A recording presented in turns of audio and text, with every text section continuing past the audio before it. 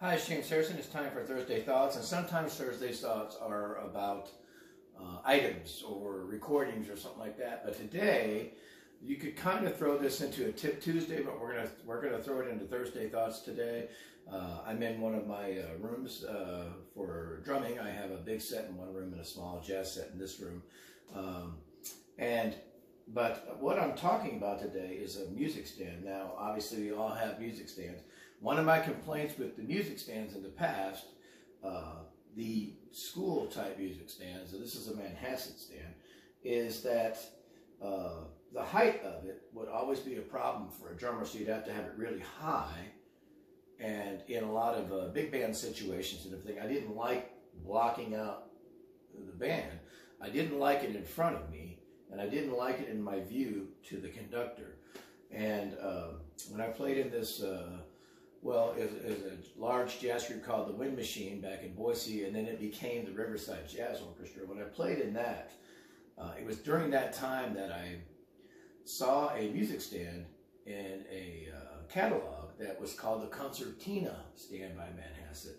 And I realized that it was designed to go lower, basically, than the typical music stands did. So for jazz players, like the saxophonists are typically like this playing and everything, it was good for that.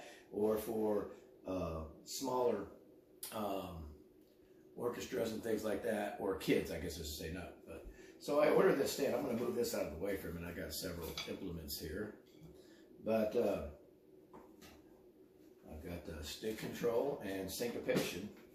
Two of the best books you can possibly have on the stand right now. Here's the stand. You see I've got my initials on here. It's as low as it goes right now, but the reason I like it is you can see the hi-hat here. Hopefully you can see it in the picture. So I can have it down low so it doesn't obstruct my view or the sound of the band to the left of me. And I'm not talking about rock band situations. I'm talking about school jazz band or professional big band type situations and stuff like that, or anything like that. I'm going to open that back up and throw that back on there, and throw this back on there. I also bought these things called Standouts, which you slide over the end and they extend, so I could make the stand longer, because a lot of times we would be playing these pieces in the professional big band, and they would be 5 or 6 pages long, and it allowed me to be able to do that and put it down there and reach down there easily without, it was just a different thing, and I actually prefer that quite a bit. So I highly recommend these stands if you're in a situation where you need them. Now, I have used it in rock band situations before, just to hold like a song list or something like that, because again, it's out of the way, it's unobtrusive in any way, and it doesn't look like there's a music stand around.